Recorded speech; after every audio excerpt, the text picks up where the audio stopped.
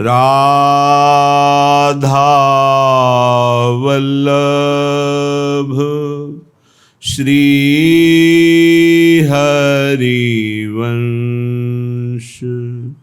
राधा वल्लभ श्री हरिवंश।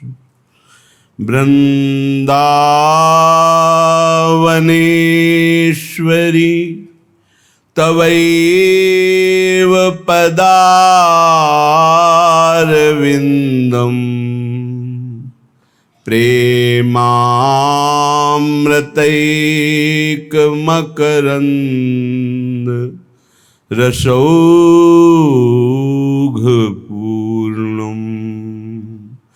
हृद्यर्पितं मधुपते स्मरतापमुग्रम्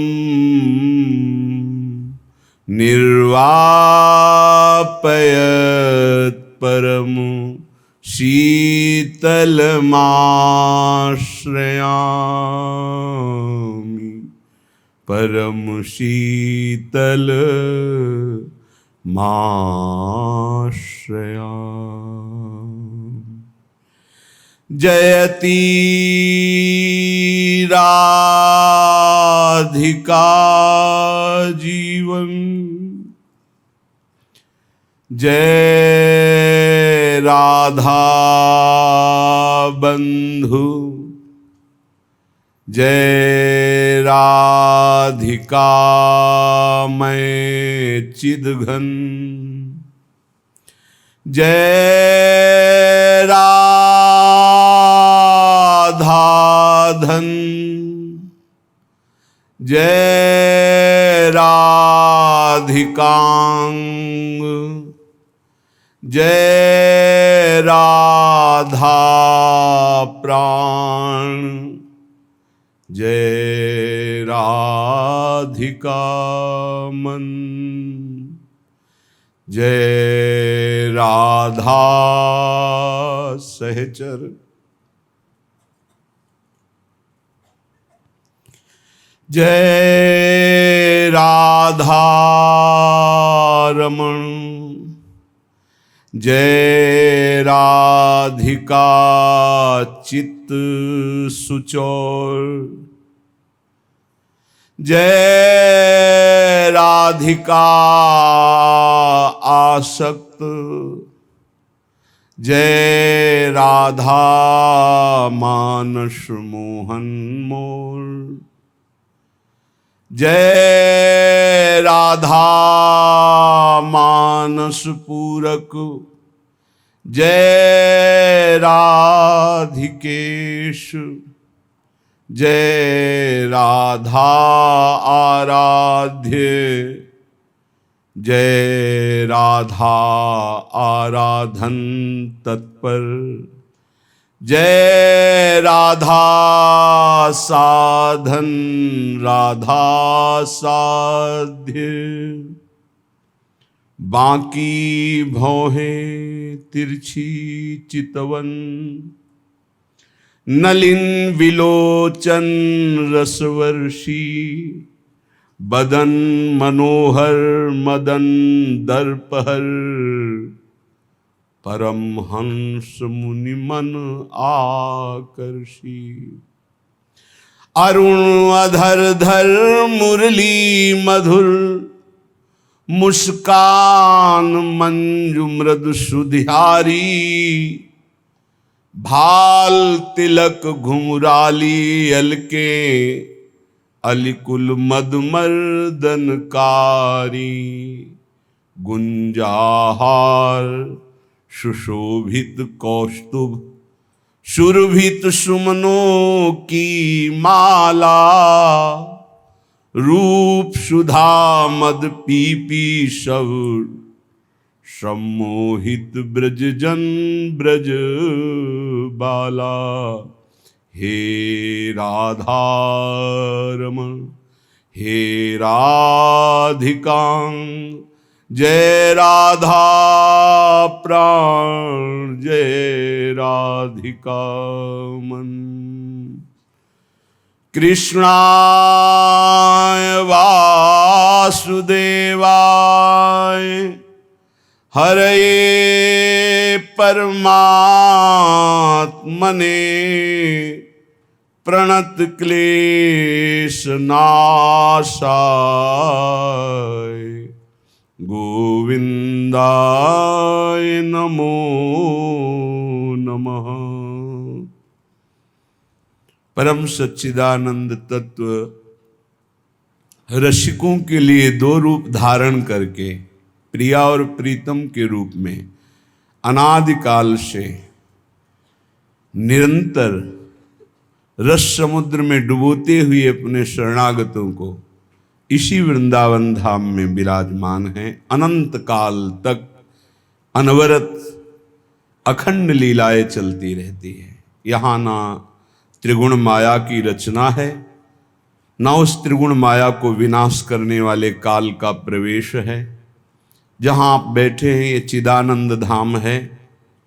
इस चिदानंद धाम का परिचय जब रसिक महापुरुषों का संग और निरंतर संसार का विस्मरण करके श्यामा श्याम की स्मृति में स्मृति करने के अभिमान का भी विस्मरण करके खो जाना, तब चिदानंद भाव में प्रवेश होना होता है। श्रीपाद प्रबोधानंद जी महाराज कह रहे हैं, तुम्हें जो चाहिए वृंदावन प्रदान करेगा, जो चाहिए। कल्पतरु है, जैसे कल्पतरु के नीचे जाए और जो इच्छा करे तो तत्काल प्राप्त हो जाती है, ऐसे निरपराध होकर यदि वृंदावन धाम वास करे तो यहाँ संपूर्ण इच्छाओं की पूर्ति वास मात्र से हो जाती है। भोगेच्छा यदि सर्वभोगमिहि किं भुङ्क्षेन सर्वोत्तमम्, मोक्षेच्छा यदि सर्वसाधन गण क्लेशं विनैवात्रिहि,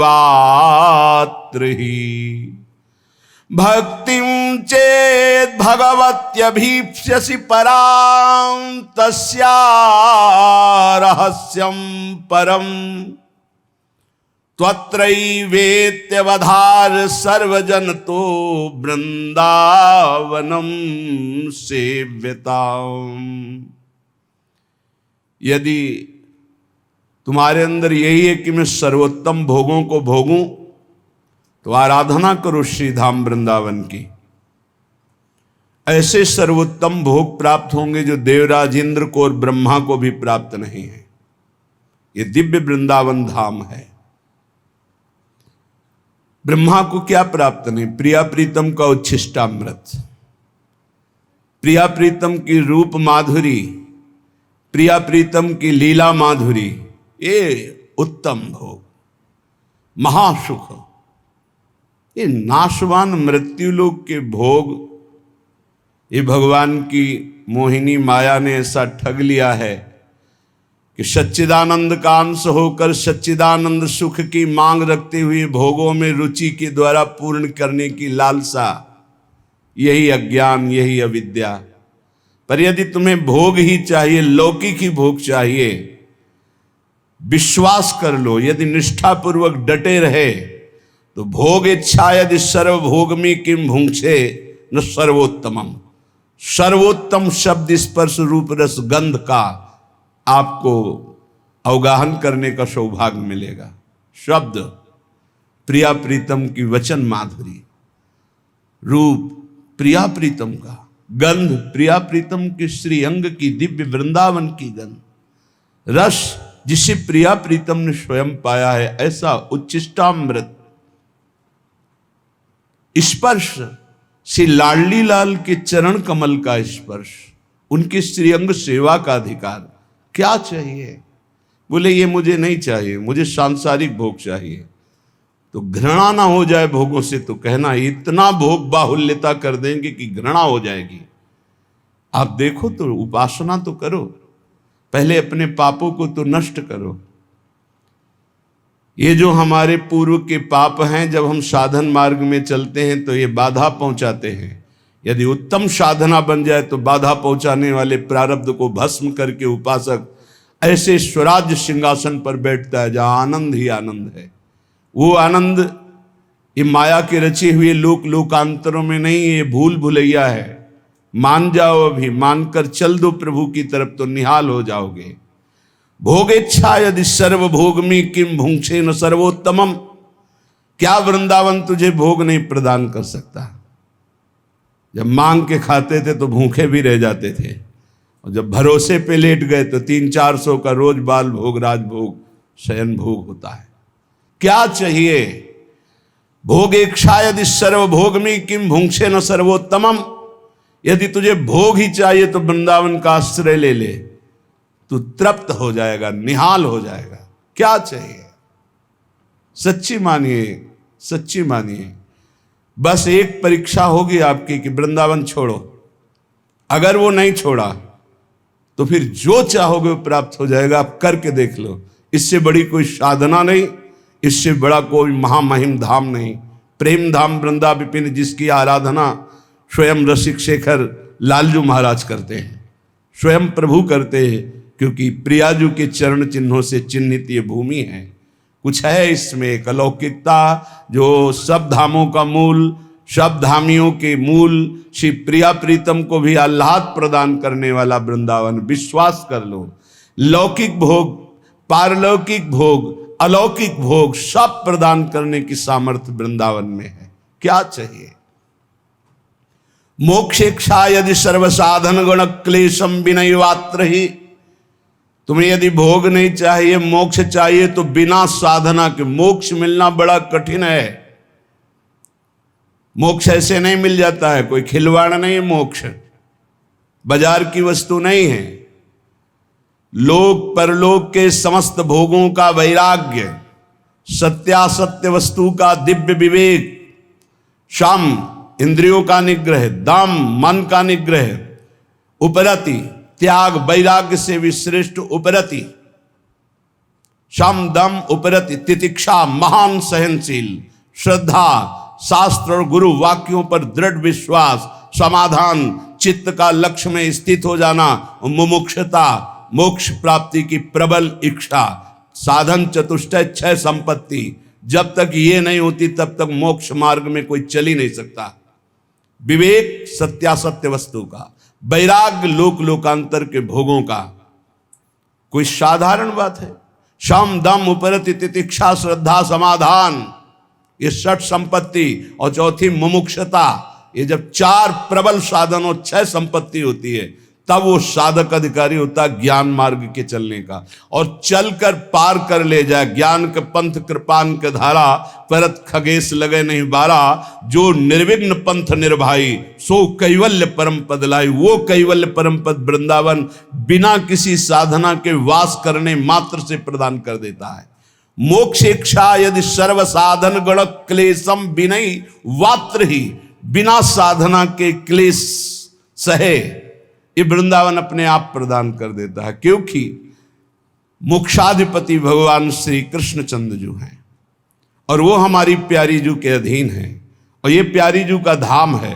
जब यहाँ कोई शरीर छोड़ता है तो प्यारी जू की सखियाओं से राधा नाम सुनाती, उसके बल से उसके अंदर अचाह स्थिति पैदा होकर वो मोक्ष पदवी का अधिकारी हो जाता है, अर्थात आवागमन मुक्त हो जाता है। भक्तिम चेद भगवत्यभीप्स्यसि पराम तस्या रहस्यम परम, यदि भक्ति चाहिए तो भक्ति का परम रहस्य प्रेम, प्रेम का परम रहस्य नित्य विहार रस, प्रिया प्रीतम की एकांतिक रति केली का अधिकार दर्शन करने का ये वृंदावन प्रदान करता है, जो किसी भी ऋषि मुनि साधना से कोई नहीं प्राप्त कर पाया। कहीं भी यन्नारदादेश सुकैरगम्यम वृंदावने वंजुल मंजु कुंजे तत्कृष्ण चेतो हरणय के विज्ञ मत्रास्त किंचित परमम रहस्यम, परमम रहस्यम, जो श्री कृष्ण के चित्त को चुराने वाली लाडली जो वृंदावन नवनिभृत निकुंज में खेल रही है, ए आगम निगम पुराण अगोचर सहज माधुरी रूप निधिम मन भय आनंद कंद निज संपत्ति गुप्त सुरीति प्रगट करणम जय जग उद्युत व्यास कुल दीपक श्री हरिवंश चरण शरणम।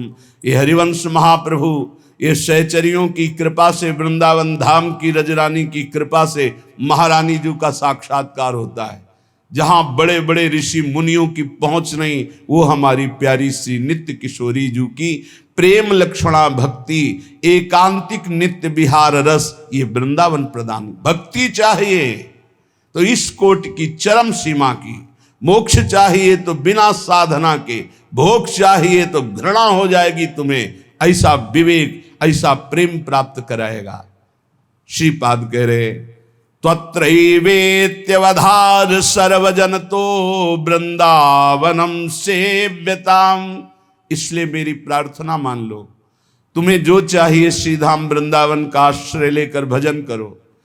नहीं अखंड वास हो रहा तो आश्रय तो ले सकते हो, जहां भी रहो श्रीधाम वृंदावन के आश्रय में रहो, प्यारे जू की उपासना करो, सब कुछ प्राप्त हो जाएगा।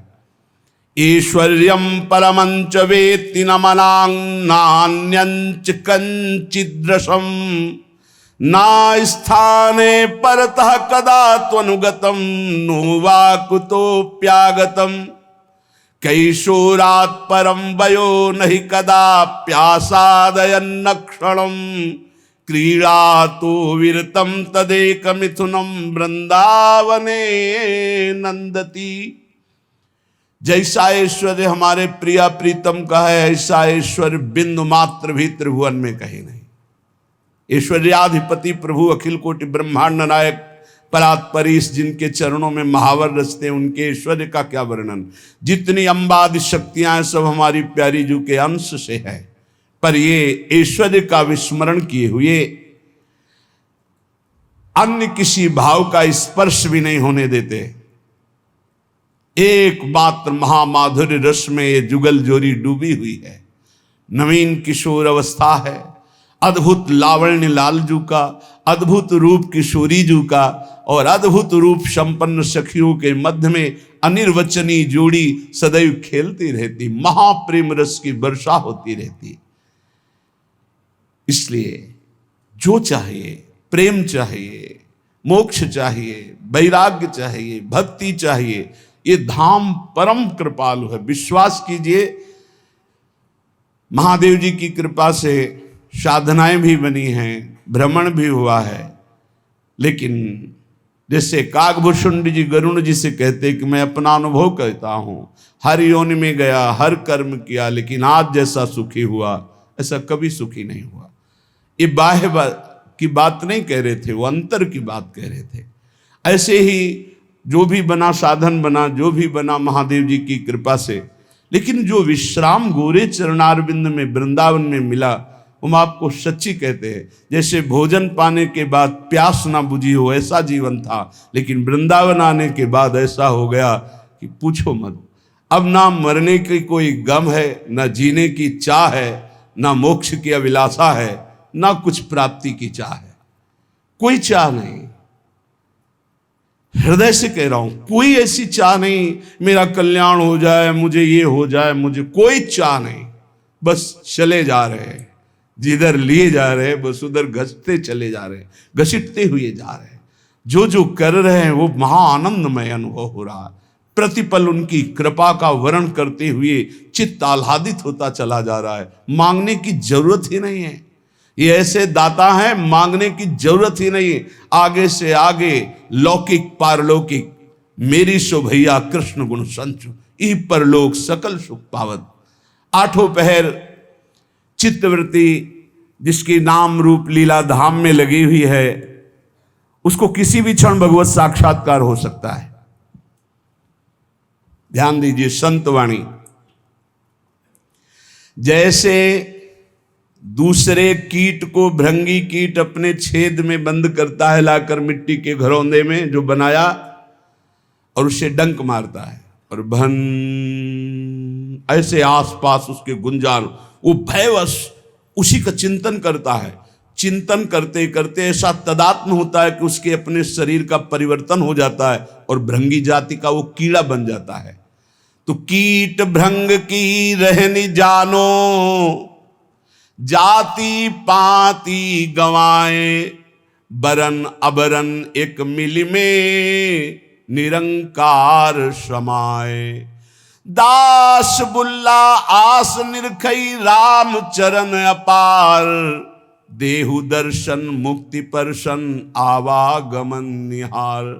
8 पहर 64 घड़ी जन बुल्ला धरि ध्यान, ना जानो कौने घड़ी आए मिले भगवान। भजन कैसा? भृंगी कीट जैसा। 8 पहर हर समय अपने इष्ट का चिंतन। ना आपको अपनी जाति का गर्व हो, ना परिवार का किसी भी तरह का हृदय में कोई राग हो, ना किसी भी तरह के अन्य आस हो। धन की आशा धन का बल, विद्या की आशा विद्या का बल, मान सम्मान की आशा प्रतिष्ठा का बल। तो बोले जो माया रहित त्रिगुणातीत परमात्मा है वो तेरे अंदर ही प्रकाशित हो जाएगा। दास बुल्ला आस निरखें राम चरण अपार, वो प्रभु के श्री चरणारविंद का अपार आनंद अनुभव करने लगते हैं। जो भृंगी कीट की तरह 8 पहर अपने इष्ट के चिंतन में रहते हैं। अन्य कोई गर्व नहीं, अन्य कोई आस नहीं, किसी से कोई संबंध नहीं। 8 पहर 64 घड़ी जन बुल्ला धर ध्यान, ना जानो कौने घड़ी आए मिले भगवान। हर क्षण चिंतन में रहो, पता नहीं किस घड़ी में परमात्मा कृपा कर दे और वो अपना दर्शन दे दे, साक्षात्कार करा दे, निहाल हो जाओगे। माया का बंधन जे भी कटा तो आप परमानंद स्वरूप हैं, जहां दुख का लेश नहीं है। 8 पहर 64 घड़ी भरो पियाला प्रेम, बुल्ला कहे विचार के बस एक धरे दृढ़ नेम। प्रेम तो सिर्फ प्रभु से। 8 घड़ी उसी प्रेम का प्याला, राधा राधा राधा। जग आए जग जाइए, पगिए हरि के नाम, बुल्ला कहे विचार के छोड़ देव तन धाम। जग में आए हो तो जाओगे प्यारे, यहां से मरना ही पड़ेगा। हरिनाम कमा लो, जितना तुम हरिनाम कमा लो वही तुम्हारे काम आएगा। या न ये तन तुम्हारे काम आएगा, न तुम्हारा महल मकान रुपया पैसा काम आएगा। बोलत डोलत हंस खेलत आप ही करत कलोल, अरज करो बिन दाम ही हे हरि बुल्ला लीजय मोल। बिना दाम के हरि मुझे खरीद लो, मैं आपसे ही हंसना चाहता हूं, आपसे ही खेलना चाहता हूं, आपसे ही प्यार करना चाहता हूं।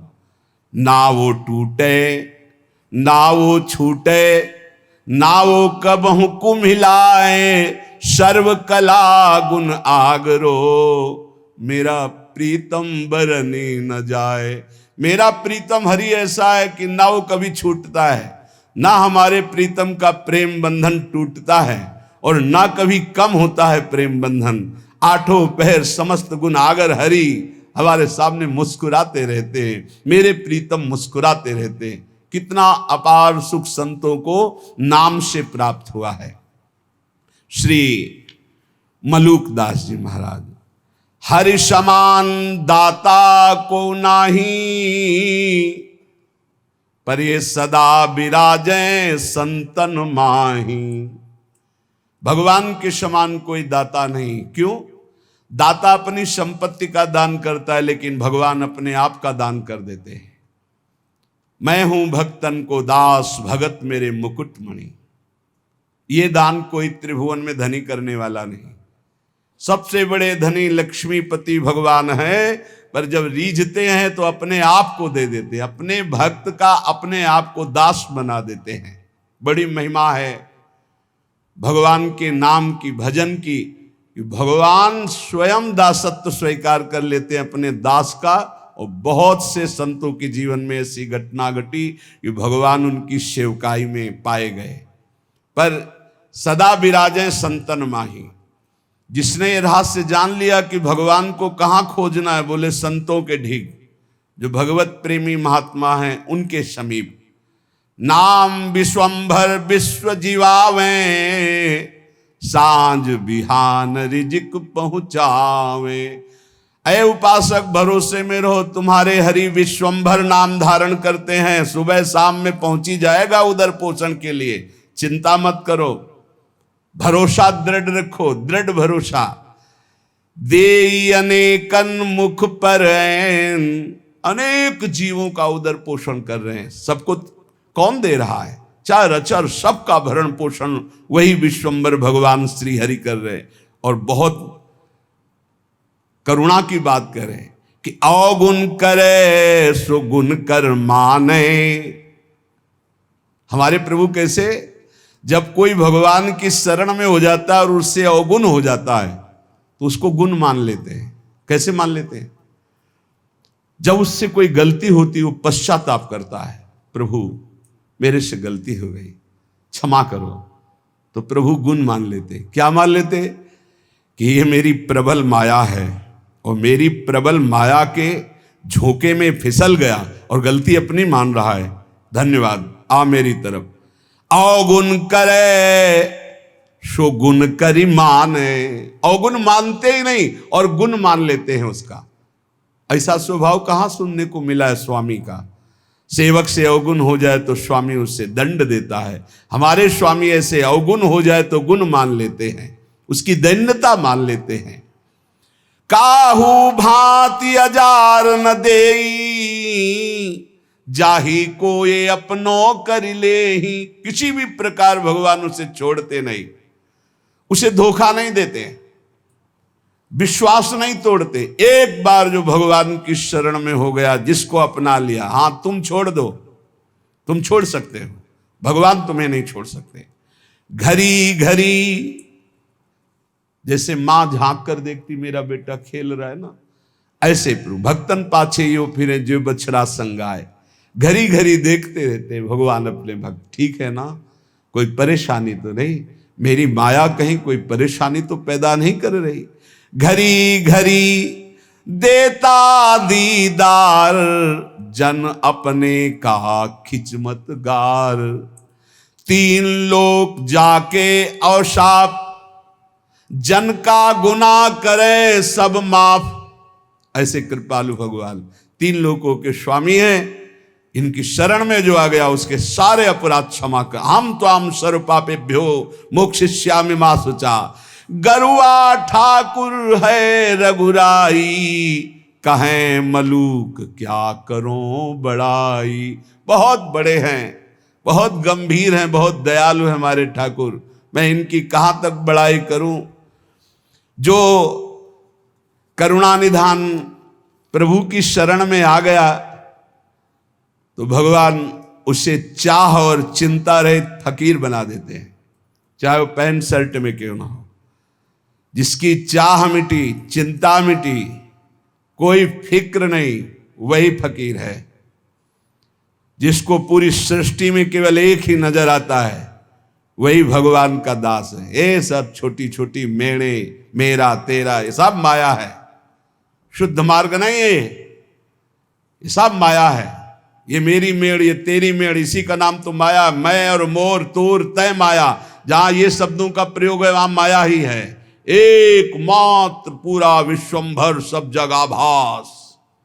कहीं से भी शुद्ध ज्ञान जब प्राप्त होगा, कहीं का तात्पर्य चाहे सांख्य योग से, कर्म योग से, भक्ति योग से या किसी भी धर्म से, वो यही देखेगा एकमात्र परमात्मा सब में विराजमान है। दर्द दीवाने बावरे, ये अलमस्ता फकीरा। एक अकीदा ले रहे ऐसे मंधीरा, प्रेम पियाला पीवते बिसरे सब साथी। आठ पहरियो झूमता जो माता हाथी। कैसे संत होते? एकमात्र सर्वत्र परमात्मा और सब राग का त्याग कर दिया, कोई चिंता शोक नहीं। अलमस्त फकीरा, मदमस्त गजराज की तरह झूमता रहता है। ये भगवान का मार्ग। उनकी नजर न आवते कोई राजा रंक, बंधन तोड़ी मोह के फिरते निसंक, साहेब मिल साहेब भय कछु न रही तमाई, कहे मलूक तिस घर गए जहां पवन न जाई। जहां वायु देवता का भी प्रवेश नहीं, ऐसे घर में प्रवेश हो गया भगवान की भक्ति से, भगवान के निज अंग सेवा में। ये जो देव पितर, यहां उनकी पहुंच नहीं, जो हरि के दास गाजत है तिन्ही में ये विश्वास, साधु जन पूजो चितलाई जिनके दर्शन हिया जुड़ाई। ये जो अन्य उपासनाओं में लगे रहते हैं ऊंचाई पे नहीं चढ़ पाते, क्योंकि सकामता रहती, मेरी इस कामना की पूर्ति हो जाए, मेरी इस कामना की पूर्ति हो जाए। जो निष्काम भाव से किसी की भी उपासना करे तो वो ऊपर चढ़ा दे, पर सकामता के कारण वो ऊपर नहीं चढ़ पाते, जो अध्यात्म की ऊंचाई है। बोले इस सकामता का नाश करने के लिए यदि साधु जनों का पूजन हो, भगवत प्रेमी जनों का संग हो, उनके वचन, उनके आदेश उपदेश, तो बोले हृदय शीतल हो जाए, सारी कामनाएं नष्ट हो जाए। चरण पखारत होई आनंदा, जन्म जन्म के काटे फंदा। संतों की कृपा से जब भगवान के चरणों का स्पर्श होता है तो जन्म जन्मांतर के माया बंध कट जाते। केवट जू कैसे कह रहे, भगवान के चरणों को पखार रहे हैं। अति आनंद उमगी अनुरागा, आंसू चल रहे, प्रभु के चरण धो रहे। चरण सरोज पखारन लागा, भगवान के चरणों का जब स्पर्श हो रहा है, अति आनंद, जो कभी भी कहीं भी न साधन में न भोगों में न लोक लोकांतर में। एक बार तो देखो ये आनंद, सब आनंद तो देख चुके हो, कई जन्म हो चुके, कई बार भोग भोग चुके हो, कई बार सब। एक बार भगवान के चरणों के स्पर्श करने की कामना करो, सामने प्रभु हो, उनके चरणों को पकड़कर लौट जाऊं, एक बार उनके चरणों में अपना माथा रखूं, ऐसी आकांक्षा तो करो। है यही है, हम सबके बीच में है, बस हमारे नेत्र परिवर्तन होने हैं। भाव भक्ति जो करते निष्काम, निस्दिन केवल सुमिरे राम, घर बन का उनके भय नाही। चाहे घर में रहे चाहे वन में रहे, हर समय भगवान का दीदार उनको होता रहता है, जिनके अंदर कोई कामना नहीं, रात दिन केवल नाम जप करते हैं। हमसे जानी लागे तू माया, ए माया, चैलेंज दे रहे मलुकदास जी। तो हमको ऐसा वैसा मत समझ कि तू आकर आएगी, अपनी ठगोरी डालेगी, ठग के चली जाएगी, हमारे पीछे मत लग। हमसे जानी लागे तू माया, थोड़े से फिर बहुत हो गई। थोड़ा तो सह गया तेरी चाल, अब नहीं सहूंगा। देखो भक्तों की ठसक, थोड़े से फिर बहुत हो गई। अब अगर कुछ किया तो सुन पई है रघुराया, हमसे जान लगे तू माया। तू क्या हमको ठग लेगी, अपने में हो साहब पाया, अजहू चेत दीवानी, काहू जन के बस परिजई है, तो भरवाऊंगो पानी। तो दुनिया को ठगेगी लेकिन मेरे को नहीं ठग सकती। जानती क्यों? क्योंकि मेरे हृदय में प्रभु विराजमान हो चुके हैं। अगर तू मेरी तरफ जरा भी आएगी तो समझ ले ऐसे फंदे में फंस जाएगी कि तुझे भी पानी भरना पड़ेगा, तुझे भी पानी भरना पड़ेगा, दासी पना स्वीकार करना पड़ेगा। अब तू मुझे नहीं घसीट सकती। तरी हुए चितय लाज करु जन की, मत डारो हाथ अपने फांसी। ए माया, तू जानती मैं प्रभु का जन्म अगर मेरे ऊपर तनिक भी कोई जादू किया ना तो तू अपने हाथ से अपने गले में फांसी डाल लेगी, ऐसा तेरे ऊपर हो जाएगा। जनते तेरो जोर न चली है, क्योंकि रक्षपाल अविनाशी, परिजय है तेरे गरे फांसी। मेरा विनाशी रक्षक सीम की चाप सके को तासु, बड़ रखवार रमापति जासु। ए मदमस्त रहो, किस मद में? मैं प्रभु का हूं, मैं श्यामाजू का हूं। देखो तो इस मद में देखो कोई नजदीक नहीं आएगा।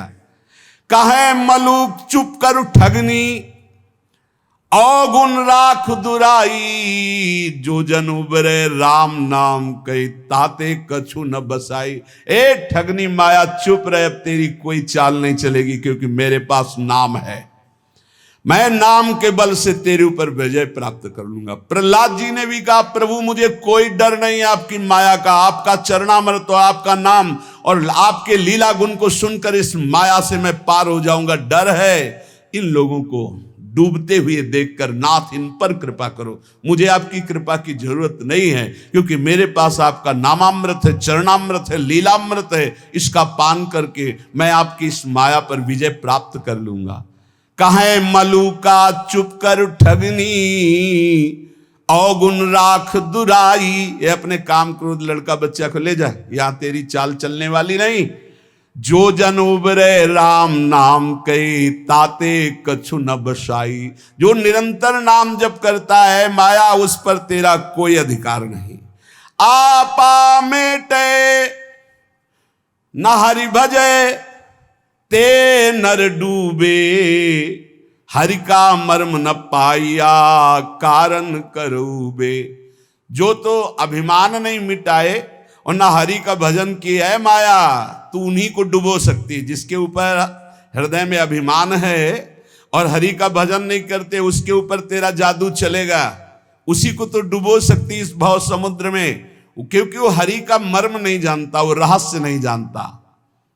करे भरोसा जो पुण्य का, साहेब को बिसराया, बूढ़ गए तरबोर को, कहूं खोज ना पाया। जिसने भगवान का नाम जप नहीं किया और दान पुण्य का भरोसा करके सोचता है समुद्र से पार हो जाऊंगा, भव समुद्र से, वो निश्चित डूबेगा। पुण्य की ताकत नहीं कि इस समुद्र से पार कर सके। केवल भगवान नाम, केवल भगवत भजन।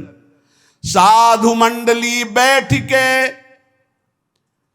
मूड जाति बखाने, हम बड़ करी मुए बूढ़े बिन पानी। जो संतों के प्रति ये भाव रखते हैं, किस जाति के हैं, अमुक जाति के हैं, अरे हम तो अमुक जाति के, श्रेष्ठ जाति के हैं, अरे तो भिखारी हैं, इनके आगे क्या झुकना, बोले बिना पानी के डूब जाओगे, मर जाओगे। ऐसा अपराध पहले में कहा, माया तो मुझे परास्त नहीं कर सकती, मैं भगवान के नाम का भरोसा रखता हूं और हृदय में अपने भगवान का साक्षात्कार किए हूं। अगर फंस गई फंदे में तो पानी भरवाऊंगा, मेरा कुछ नहीं बिगाड़ सकती। अब किनका बिगाड़ सकती है? बोले जिन्होंने आपा नहीं मिटा, अहंकार नहीं मिटाया, भगवान का भजन नहीं करते हैं, वो डूब जाएंगे। जिनको पुण्य का, दान का अभिमान है कि मैं दानी हूं, मैं पुण्यात्मा हूं, और भगवान का आश्रय नहीं लिया, भजन नहीं किया, वो भवसागर में डूब जाएंगे। जिनको भगवान की कृपा से संत समागम मिला, उनमें दोष दर्शन करते हैं, जाति पक्ष आदि का, नाना प्रकार का, अपना दोष उन पर मढ़ते हैं। बोले निश्चित वो बिना किसी अन्य रक्षा के डूब जाएंगे। कोई रक्षा करने वाले नहीं मिलेगा, न पुण्य, न देवता, न धर्म, न कर्म। जहां संत अपराध बन जाता है, साधु अवज्ञा तुरंत भवानी, कर कल्याण अखिल के हानि। ऐसा आजकल बन गया है रवैया बुद्धि का कि संत महात्माओं के प्रति भी एक वही संसारिकता की दृष्टि है। बस वो अपनी बुद्धि के तराजू से तौल दें, जो समझ में आ गया वही बोल दिया उनके प्रति। ये नहीं जानते हैं कि भगवान के जो नित्य निरंतर चिंतन में लगे हुए हैं, उनके प्रति दोष दर्शन मात्र करने से तुम्हारे सारे सुकृत नष्ट हो जाएंगे और जो उन्नति होनी थी वो अवनति में बदल जाएगी।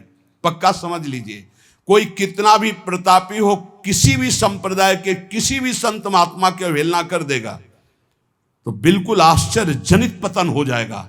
ऐसा कैसे हो गया? ऐसा इसलिए हो गया कि नो इस कबहु अभिमाना, सुख वंचा कृपा निधाना।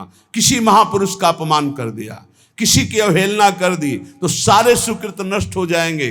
वो तो भगवान कृपालु हैं, इसलिए फिर चांस देते हैं कि निकलो, निकलो इस अपराध से, निकलो इस माया प्रपंच से, नहीं तो एकमात्र साध द्रोह करने वाला उसको कोई सहयोग नहीं मिलता है।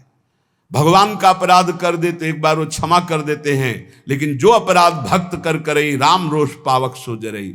साधु मंडली बैठ के मूड़ी जाते बखाने, हम बड़ करी मुए बूढ़े बिन पानी। जो संत महात्माओं के बीच में जाकर अपना ज्ञान बघारते हैं, अपनी चतुरता दिखाते हैं, अपना बड़प्पन दिखाते हैं, अपने पद का अभिमान रखते हैं, बिना पानी के बूढ़ के मर जाएंगे। अर्थात जहां दिखाई नहीं देता कि एक बूंद पानी नहीं, वहां भी फिसल जाएंगे, वहां भी नष्ट हो जाएंगे। इसलिए काम क्रोध सब त्याग के जो राम गावे, दास मलु का यो कहें ते अलख लखावे। जो विकारों का त्याग कर भगवान का गुणगान करता है, नाम जप करता है, जिसको सहसा कोई लख नहीं सकता, वो परमात्मा उसकी दृष्टि में आ जाता है। गर्व न कीजय बावरे, मेरो हरि है गर्व प्रहारी। गर्व ते रावण गया पाया दुख भारी। ए अहंकार मत कर, संसार के भोगों का, शरीर का नष्ट हो जाएगा। चलत दशानन डोलत अवनी, पृथ्वी कांपती थी जब रावण चलता था, लेकिन एक दिन वो हाल हुआ उस अहंकारी का, जो बानर भालू थे अपने पैर मारते थे उसकी खोपड़ी में, ऐसे खेल रहे थे। तो मंदोदरी हालत देख के कहा, जिस समय आप चलते थे, गर्जना करते थे, लोग के लोग थर्रा उठते थे, आज आपकी ये दुर्दशा, राम विमुख हाल तुम्हारा, रहा न को कुल रोवन है। ये तुम्हारी दुर्दशा भगवान से विमुख होने के कारण हुई। इसलिए कह रहे कि गर्व न कीजय बावरे, मेरो हरि है गर्व प्रहारी। अहंकार मत करना, नहीं तो भगवान तुम्हें नष्ट कर देंगे। जाके जी अभिमान है ताकि तोरत छाती, मेरे हरि रघुनाथ के ये अभिमान नाही सुहाती। हमारे प्रभु को अभिमान किसी बात का अच्छा नहीं लगता। मत करना अभिमान, तुम्हारे पास है ही क्या अभिमान करने लायक? जो कुछ है वो प्रभु ने दिया है, क्यों अभिमान करते हो? मलुकदास जी महाराज कह रहे, राम राम के नाम को जहां नहीं लवलेश, तहां पानी ना पीजिए, पर हरिये सो देश। जिसके गले में कंठी नहीं, मुख में नाम नहीं, जो भगवान से विमुख है या भगवान का नाम ही नहीं जपता भगवान से, ऐसे आदमी के हाथ का पानी भी ना पिए, क्योंकि उससे भगवत विमुखता बढ़ती है। जो भगवान का नाम नहीं जपता, भगवान का नाम नहीं लेता, हमें उसके हाथ का खान पान स्वीकार नहीं करना। राम राम के नाम को जहां नहीं लवलेश, पानी तहां न पीजिए, परिहरिये सो देश। जिस गांव में वैष्णव नहीं होता था, चतुर्भुजदास जी उस गांव में डेरा नहीं डालते थे, उस गांव का पानी भी नहीं पीते थे। राम नाम जिन जानिया तेई बड़े सपूत, एक राम के भजन बिन कांगा फिरे कपूत। वही सपूत है जो भगवान की भक्ति करता है, राष्ट्र भक्ति करता है, समाज को सुख पहुंचाता है। नहीं तो जन्म लेने का मतलब क्या रहा? उहां कबहु न जाइए जहां न हरि को नाम। जिस रिश्तेदार, नातेदार, मित्र, व्यवहारी, जिस मंडली में भगवान का नाम जप न हो, कीर्तन न हो, उस घर न जाए, उस रिश्ते में न जाए, उस समाज में न जाए। क्या हो रहा है इस समाज में? भगवान की चर्चा तो दौड़ के जाओ सुनो। क्या हो रहा है? इधर उधर वार्तालाप, तर्क विवाद, राजनीति, हट जाना चाहिए। उहां न कबहू जाइए जहां न हरि को नाम। जहां भगवान की चर्चा, भगवान नाम कीर्तन नहीं हो रहा, उस सभा में नहीं बैठना चाहिए। किसी की निंदा हो रही, कोई तर्क विवाद हो रहा हो, भक्तजनों को वहां नहीं विश्राम मिलेगा। राम नाम एक रति, पाप की कोटि पहाड़, ऐसी महिमा नाम की जारी करे सब छार। अगर पाप पहाड़ के समान भी है और रत्ती भर नाम हो गया तो सारे पापों को भस्म कर देगा, पर आगे से पाप ना हो ये सावधानी रहे। जो नाम के बल से पाप करते हैं उनकी बड़ी दुर्दशा होती है। उन्हें पाखंडी कहते हैं, उन्हें दंभी कहते हैं। और जिन्होंने जाना कि मेरे से पाप हो गए, अब कैसे निराकरण हो, कैसे हम इनसे मुक्त हों और भगवान का भक्त मिल गया और नाम महिमा सुनी, धाम महिमा सुनी और लग गए भगवान के नाम में, तो निष्पाप होकर महात्मा बन गए, भगवान को प्राप्त हो गए। ये सिद्धांत है। ऐसी महिमा नाम की जारी करे सब छार। चाहे जितने बड़े बीमार हो, चाहे जितनी बड़ी परेशानी हो, नाम जप करके देखो, सब परेशानी शांत हो जाएगी। एक अलौकिक आनंद रहेगा। भारी से भारी दुख में, भारी से भारी रोग में एक अंदर एक अलौकिक स्थान है, जहां बैठ जाओ तो एकदम वातानुकूलित कक्ष, सम, न दुख न सुख, न लाभ न हानि, न हर्ष न शोक, न जन्म न मृत्यु। नाम जब से वो दरवाजा खुलता है, अंदर ही है। उसी में बड़े बड़े संत जन आराम करते, आनंद से पड़े रहते।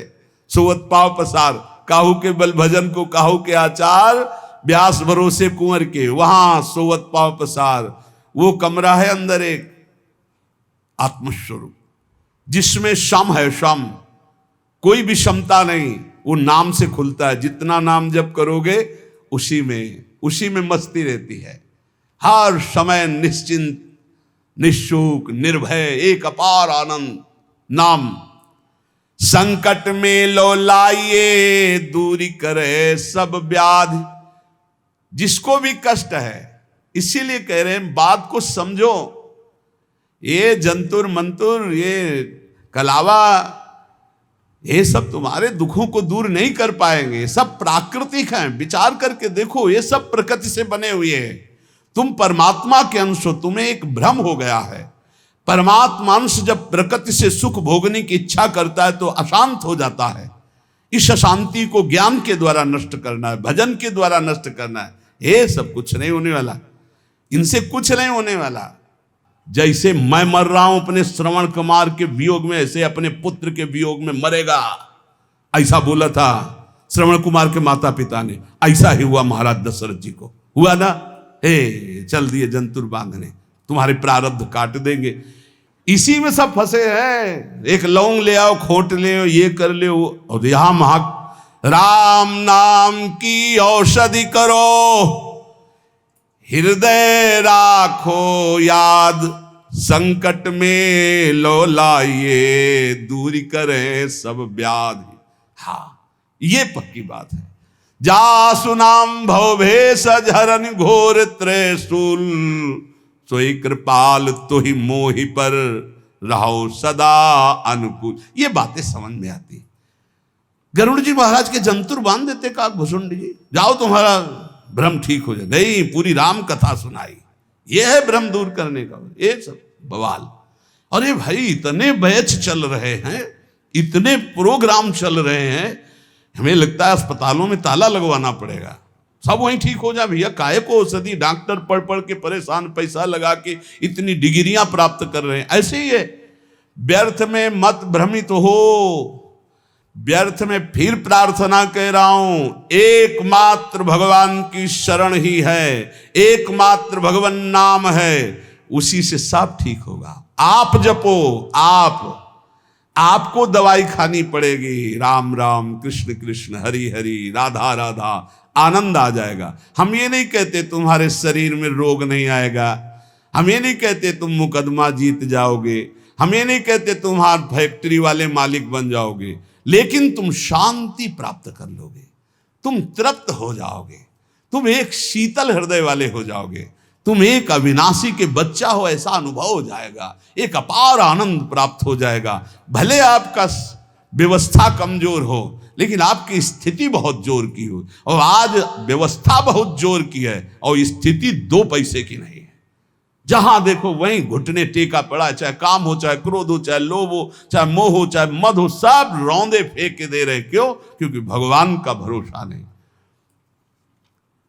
बोले काला जादू होता है, हाँ, कपड़ा मत दे देना, नहीं तो बोले काला जादू कर देगा। तो तुम लाल करो, काला करो, हमें ऐसा काले जादू ने फंसा लिया है कि आज तक नहीं जो हट पाए।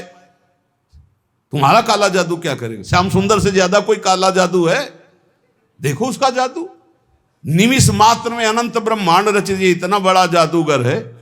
और ये भी बात जान लो, सबसे बड़े अघोरी जानते हो कौन है? भगवान शिव, सब चेला हैं उनके जितने हैं।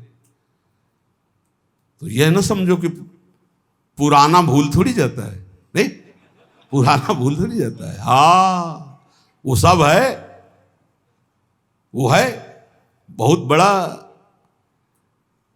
सिम कार्ड है, जिसमें एक कोने में वो भी है, और उसमें ऐसा है महान काल को भी रोकने की ताकत, इसीलिए उनका एक नाम मृत्युंजय है।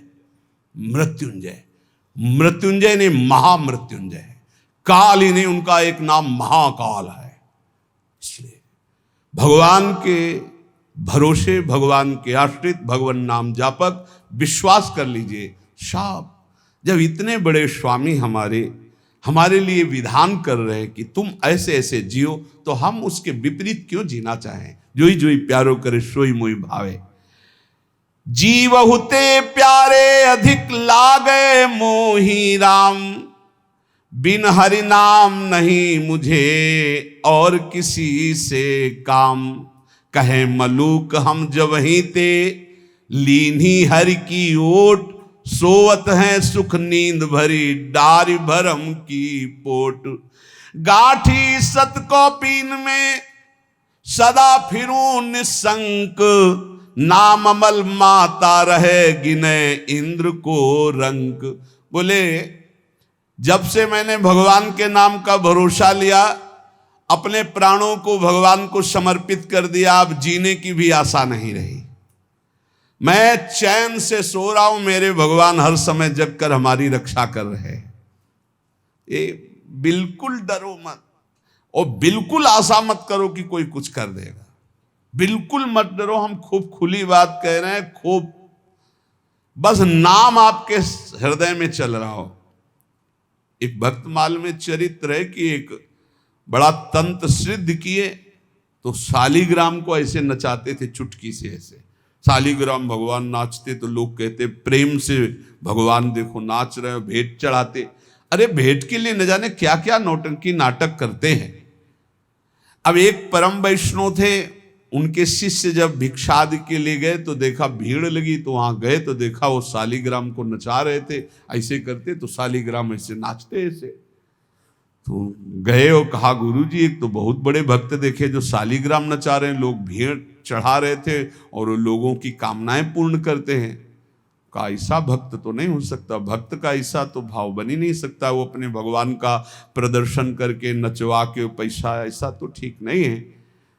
पर चलो भाई जैसे भी भगवान जिसको, उन्होंने कहा नहीं गुरुजी फिर आपको चलना होगा, अगर आप चलोगे तो लोगों की जो बुद्धि उसके प्रति आकर्षित हो रही, वो बेचारे सब मारे जाएंगे, उनकी पावन श्रद्धा व्यर्थ में ढोंग में क्यों फंसे, आप चलें। बोले हम चलेंगे तो उनका कोई भी नाटक नहीं चलेगा। बोले आपको चलना पड़ेगा गुरुदेव, सबकी रक्षा के लिए चलना पड़ेगा। अब वो गए तो वो प्रसिद्ध संत थे, बहुत लोग उनके साथ और चल दिए।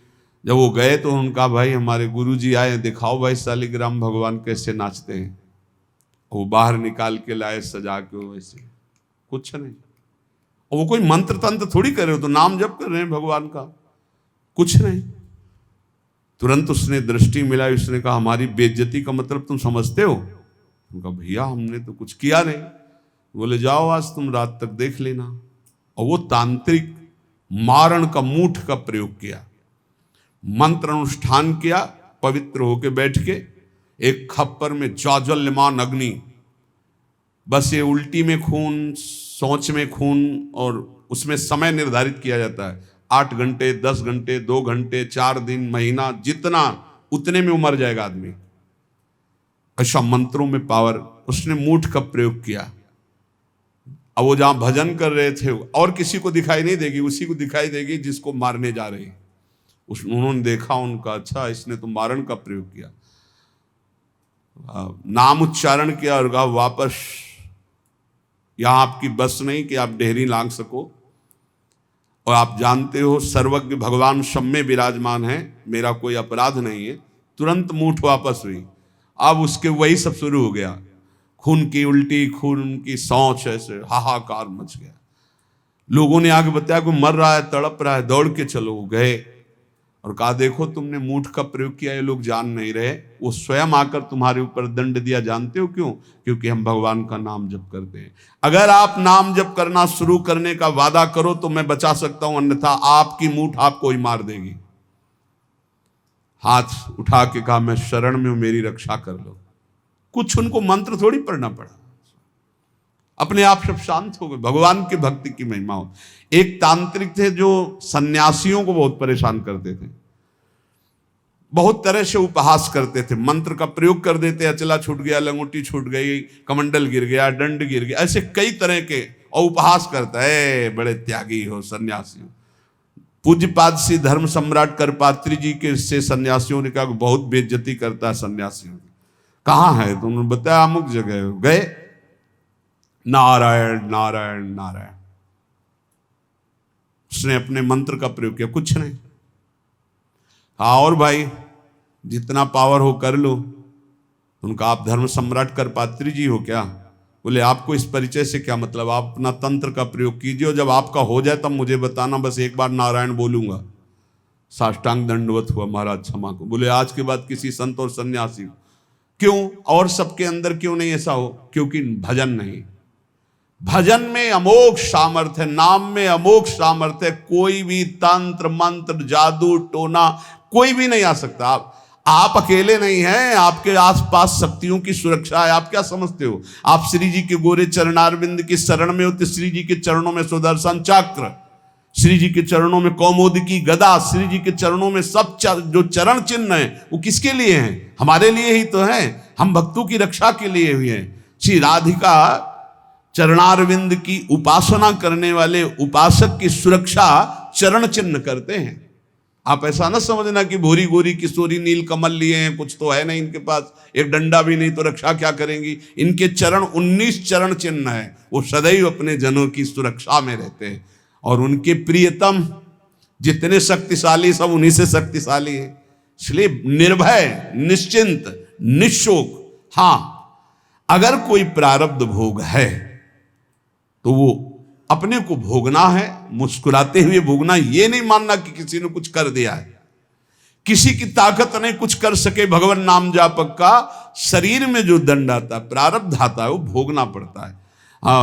यहाँ बरगदिया बाबा थे सेनपुर के बगल में, दूधी कगार के बीच में।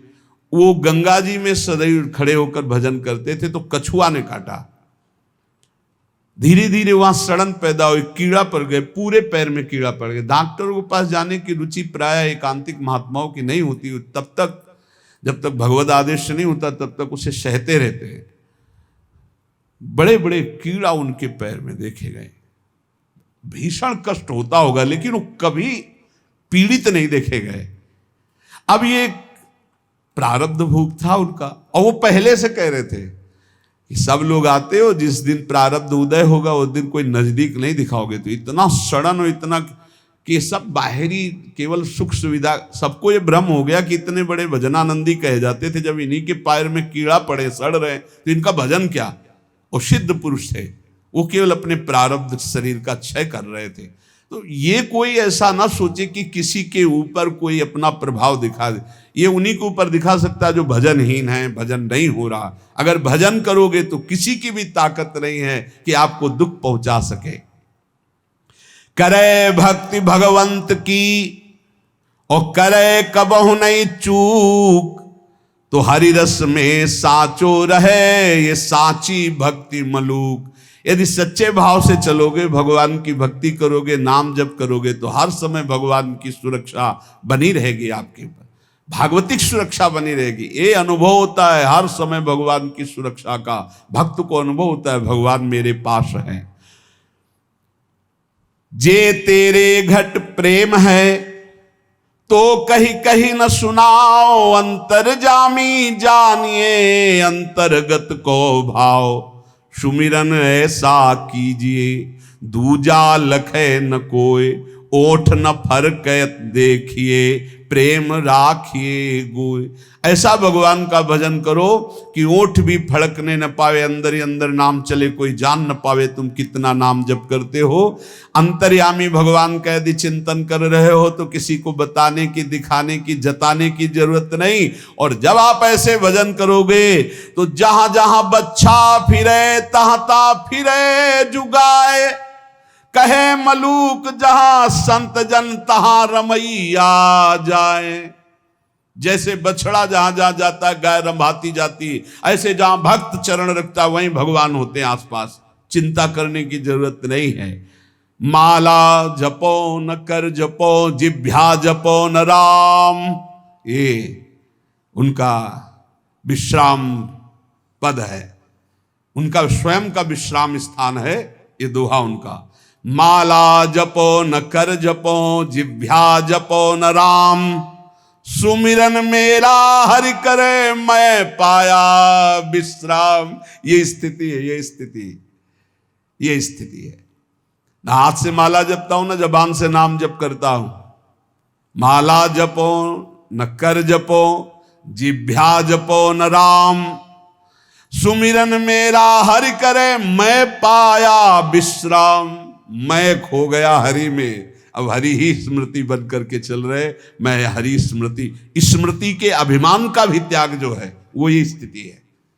ये तुम न शुरू कर देना, हा कि न माला जपू न कर जपू न जिभ्या जपू, अब मेरा हरि सुमिरन कर रहा है, ऐसा स्थिति की बात है ये। प्रायः ये बातें ज्यादा पकड़ी जाती सिद्धावस्था वाली, कि जैसे उसमें लिखा ना सुधा निधि में, लिखंति भुजमूल तून खलु शंख चक्राधिकम विचित्र हरि मंदिरम। तो एक साधक मिले, अन्य कहीं से जुड़े, तो श्री हरिवंश ने कहा आज तिलक रचना नहीं, उसकी जरूरत नहीं।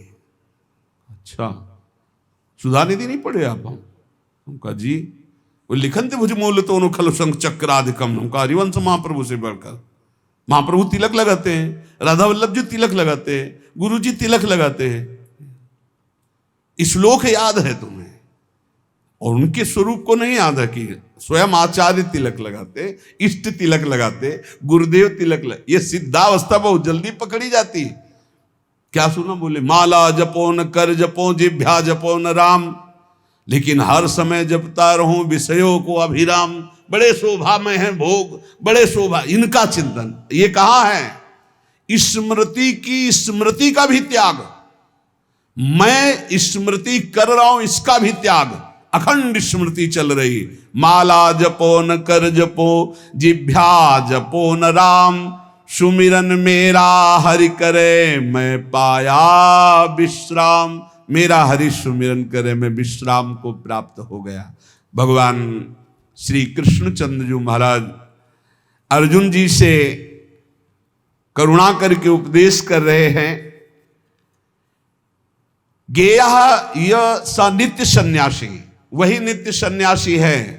अपने लोगों ने सन्यास शब्द से समझ लिया है कि जो दंड ले लेता है, जो घर बार त्याग कर देता है, जो लाल कपड़ा पहन लेता है या जो पीले कपड़ा पहन लेता है, वही सन्यासी होता है।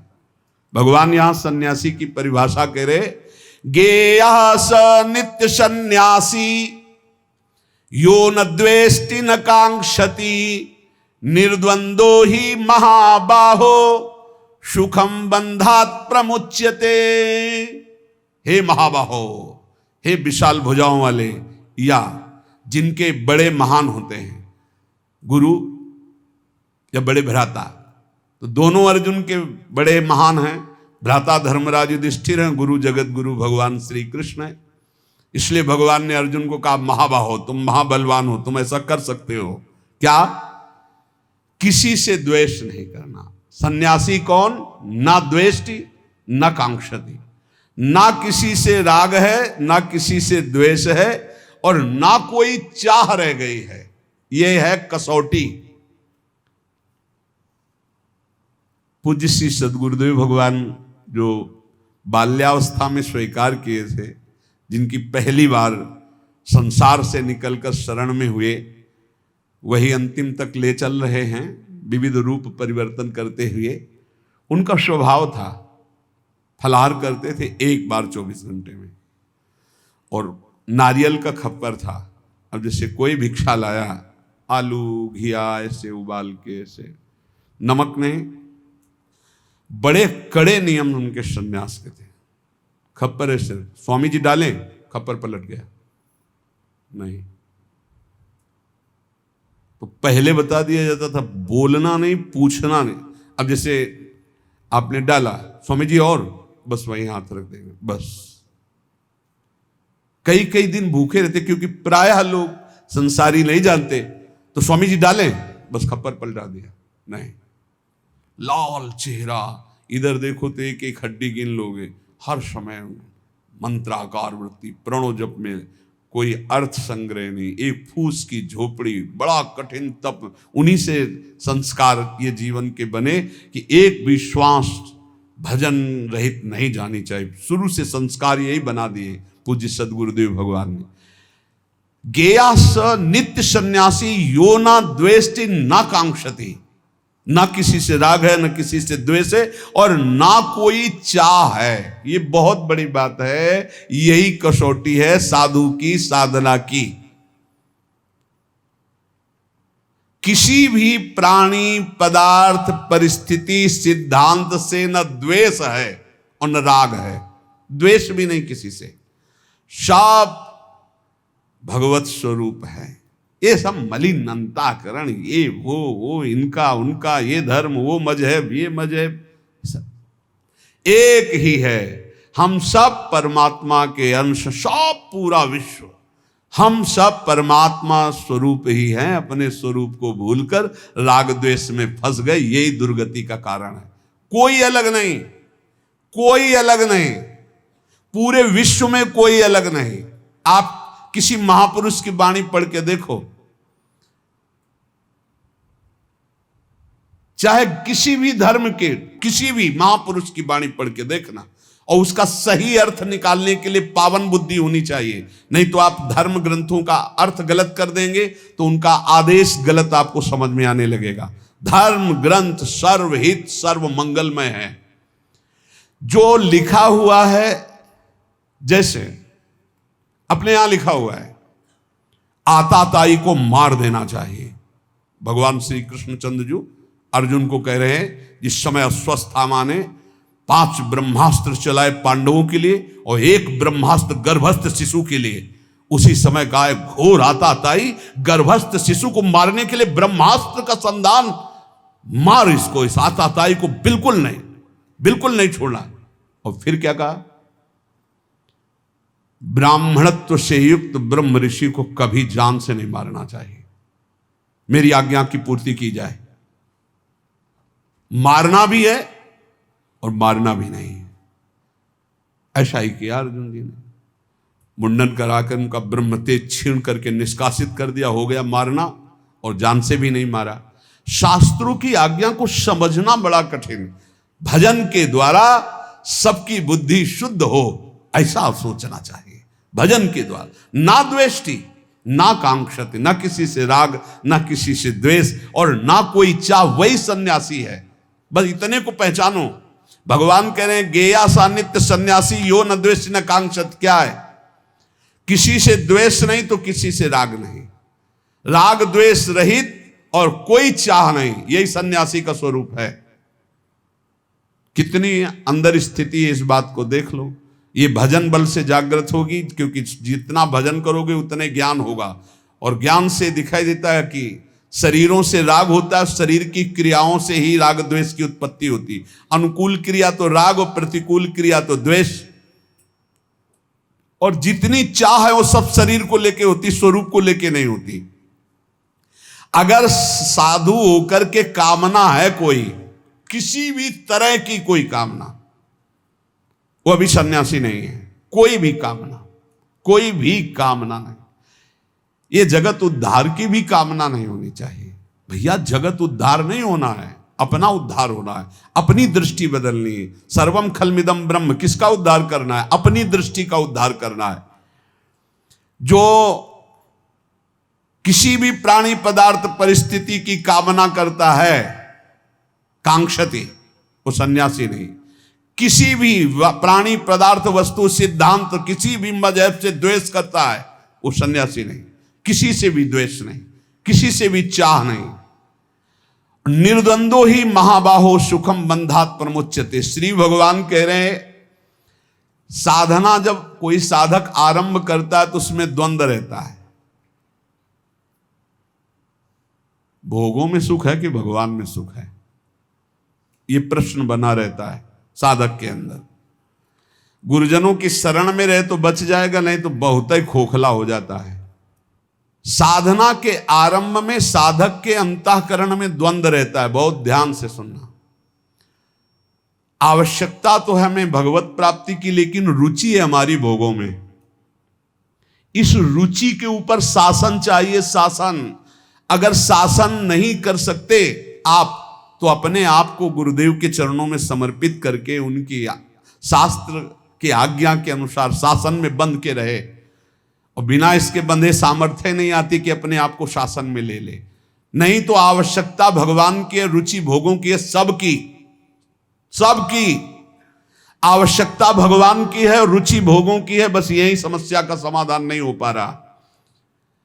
साधना के आरंभ में साधक के हृदय में रहता है कि सत्संग करना, शास्त्र स्वाध्याय करना, विचार करना, नाम जप करना, ये परमात्मा प्राप्ति के लिए है। लेकिन वर्तमान में सुख भोगने के लिए जो मन इंद्रियां लालायित हो रही हैं, तो भोग ही से सुख मिलेगा ना, ये द्वंद्व बना रहता है। बहुत सुंदर बात है और ये सबके अंदर बना रहता है। इसलिए साधक खूब भजन करना चाहता है, पर भोग और संग्रह को छोड़ना नहीं चाहता। भोग और संग्रह को छोड़ना नहीं चाहता। भजन से परमात्मा प्राप्ति, लेकिन जीने के लिए, सुखमय जीवन व्यतीत करने के लिए अच्छा खाना, भोगना, ये सब तो होना चाहिए। प्रायः हमें लगता है 100 में 95 और 5 ऐसे निकलेंगे जिनकी ये समझ में बात आ गई है कि भोग और संग्रह करने वाला कभी परमात्मा प्राप्ति कर ही नहीं सकता। और वो भगवान के वचन है, भोगैश्वर्य प्रसक्ता नाम तयापहृत चेतसाम व्यवसायत्मिका बुद्धि समाधो न विधीयते। भोग और ऐश्वर्य में जिसकी चित्तवृत्ति अपहृत कर ली गई है, उसकी बुद्धि कभी निश्चय नहीं कर सकती परमात्मा प्राप्ति का। तो 100 चलने वालों में 95 इस बात में फिसल जाते हैं कि भजन, साधन, पाठ, पूजा, दिनचर्या तो करेंगे, लेकिन मनोरंजन भी होना चाहिए। इंद्रियों को खान पान, भोग विलासिता, इससे रोज दिन आराम से कट रहा है। और वो ये नहीं जान रहे कि अंधा बटे पड़ा चबाए। ये जो हम कर रहे हैं, हमारी सारी साधना मिट्टी में मिल रही। अब वो संग 2 प्रकार का करता है। एक करता है भागवतिक संग, जैसे सत्संग हो रहा है, और एक करता है भोगों वाला संग, क्योंकि उससे उसके मना इंद्रिय की पूर्ति होती रहेगी। और इससे सोचता है कि भगवान तो मिल ही जाएंगे, पर वो बड़े कृपालु हैं, प्राप्ति तो हो ही जाएगी। अब उसके भावों में परिवर्तन, जब वो भोग भोगता है, क्योंकि भगवान के मार्ग का साधक है, तो उसके अंदर जलन पैदा होती है। गलत तो हूं, ये ठीक नहीं। पक्का आप देख लीजिए, अगर थोड़ी भी भक्ति कर रहे हो, तो आप जब गलत भोग भोगोगे तो आपके हृदय में एक पश्चाताप होगा, एक घृणा होगा, एक जलन होगा, एक ऐसा लगेगा, हे भगवान कब मैं सुधरूंगा। ऐसा होने पर भोग भोगते समय भी वो अशांत रहता है, क्योंकि सत्संग करता है, साधन करता है, तो भोगों में उसे शांति कैसे मिल सकती है। उसके अंदर जलन होती, मैं गलत हूं। करते समय भी, भोगों को भोगते समय भी उसके अंदर रहता, मैं बहुत नीच हूं, मैं गलत हूं। ऐसा कैसे दूर हो, हे भगवान कैसे दूर। उस समय भी वो सुखानुभूति नहीं कर सकता। अब साधक के अंतःकरण में ये द्वंद्व बना रहता है कि भोग सही है या परमात्मा भजन सही है। इस द्वंद्व पर टिका हुआ 50 वर्ष निकल जाते हैं साधना करते, 50 वर्ष निकल जाते हैं। और गुरु कृपा पात्र पहले ही सीढ़ी से काट के फेंक दिया उन्होंने। नहीं, भोग संग्रह ये सब नरक आदि की प्राप्ति के कारण निर्विकार भाव से भगवान के बहुत जल्दी लाभ प्राप्त। इसीलिए कहा है कि गुरु सेवा तज करहि जबान, यह है अधर्म यह है सभान, कान न रसिकन में रहा।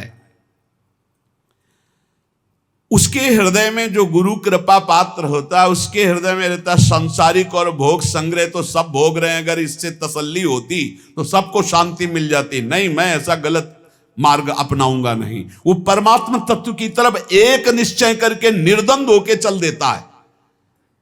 नहीं तो भाई आपको सच्ची कहते हैं, चलने वालों में 95% बैलेंस बना के चलते हैं, इतना तो चलेगा।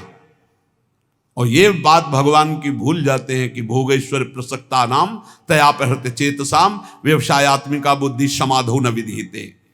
वास्तव में संसार का बहुत जन्मों से महत्वंताकरण में बैठा है, इसलिए वो भोग बहुत प्रिय लगते हैं। आज सामने भोग उपस्थित हुआ, भोग लेते, भगवान तो क्षमा ही कर देंगे। और भगवान कहा है हम स्वाम स्वरूपापे भ्यो मोक्षयिष्यामि मा शुचा। अब ही एक बार गलती मान लेंगे भगवान से, पर ऐसे को क्षमा नहीं मिलता, ध्यान रखना।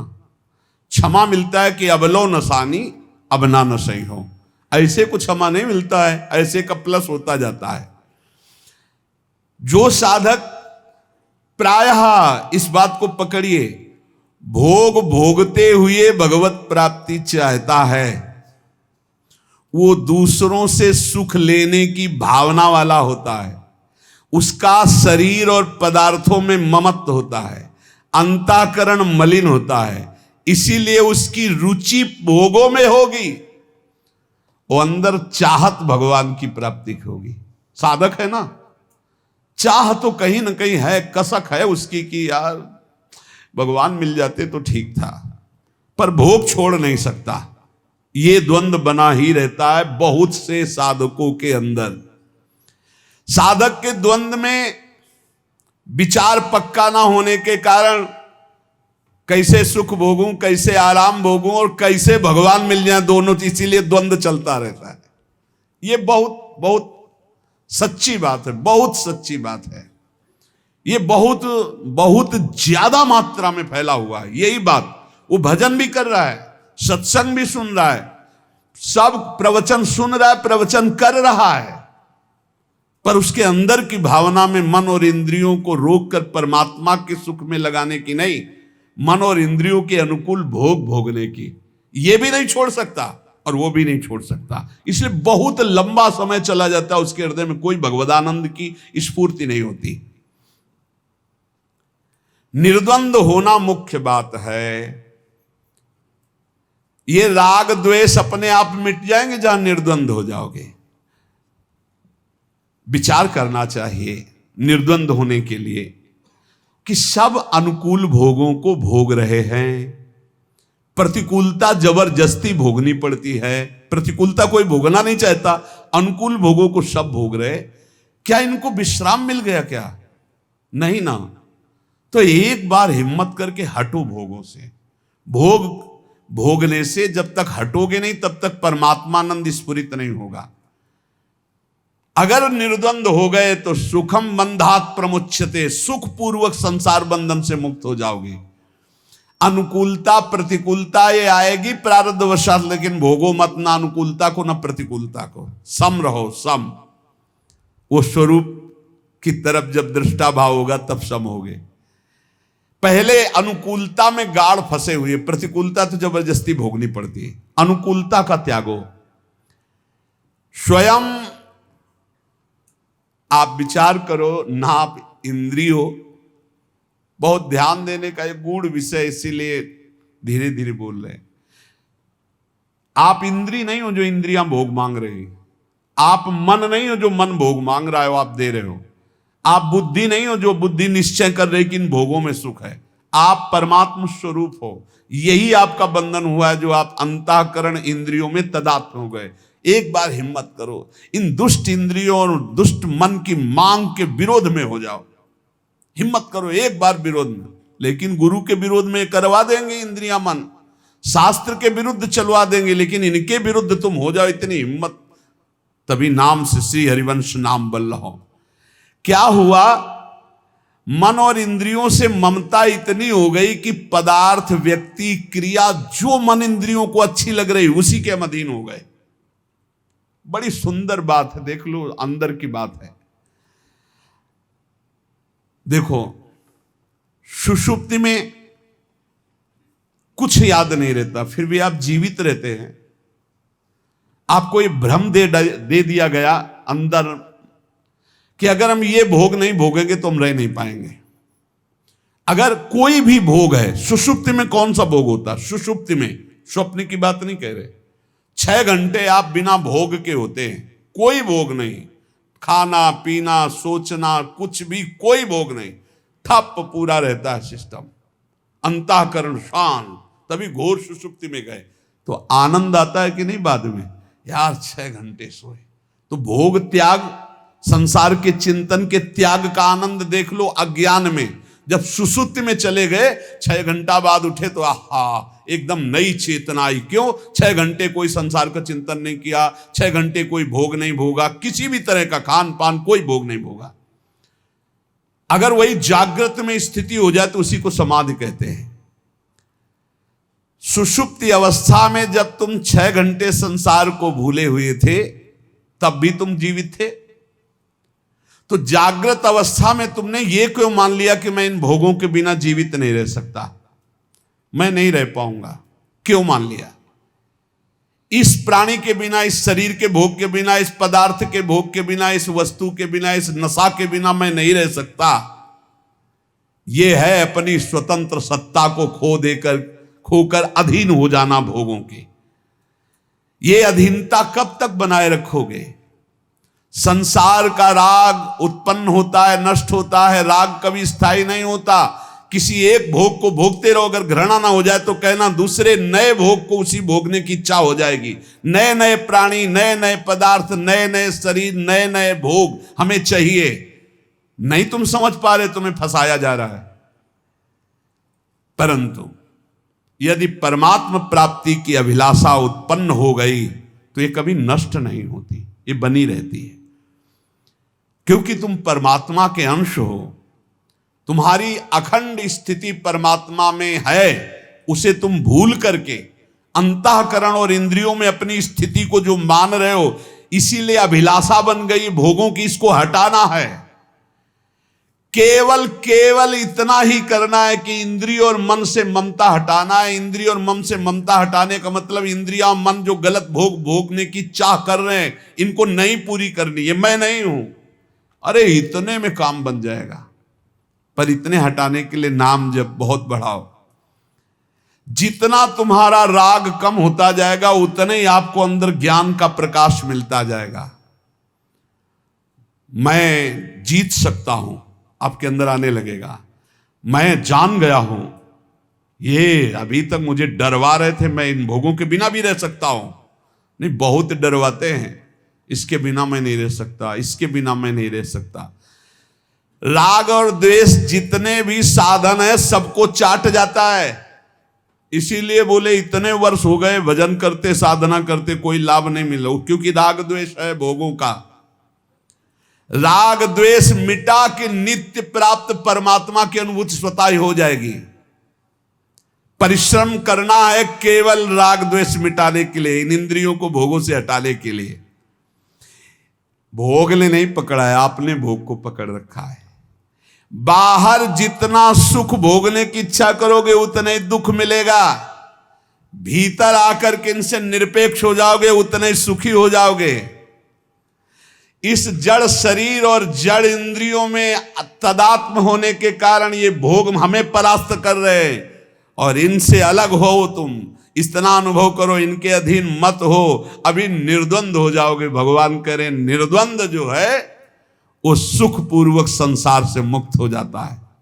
फिर सारांश में हम चाहते हैं भगवान से मिलना, पर रुचि हमारी भोगों में है। बिना भोगे हम जी नहीं सकते, ऐसा हमारे मन में कमजोरी बैठ गई है। चाहे वो खान पान नशा कुछ भी भोग प्रकृति का, बिना प्रकृति के भोग के हम जी नहीं सकते। नहीं, ये मेरा विषय नहीं है, मैं अविनाशी हूं। अब हमको इन्हें धर्म से चलाना है, शरीर पोषण के लिए धर्म पूर्वक विषय सेवन करना है। पहले अधर्म भोगों का त्याग करो, थोड़ा निर्मलता आएगी, फिर भोक्ता भाव का भी त्याग हो जाएगा। कोई द्वंद्व आपका स्पर्श नहीं करेगा। आप निर्विकार होकर परम पद में स्थित थे, स्थित हैं, स्थित रहेंगे, ऐसा अनुभव हो जाएगा। इसलिए सारांश फिर वही पुनरावृत्ति, सारे कर्म भगवान को समर्पित करो, कोई भी पाप कर्म ना बनने पावे, और निरंतर नाम जप करो। आप अपने आप गुणातीत हो जाओगे, आप द्वंद्वातीत हो जाओगे, आप योग क्षेम की चिंता से ऊपर उठ जाओगे, परमानंद में डूब जाओगे। जो सत्संग सुना उसका मनन करो, आचरण में उतारो, शेष जागे। श्री राधा वल्लभ लाल की।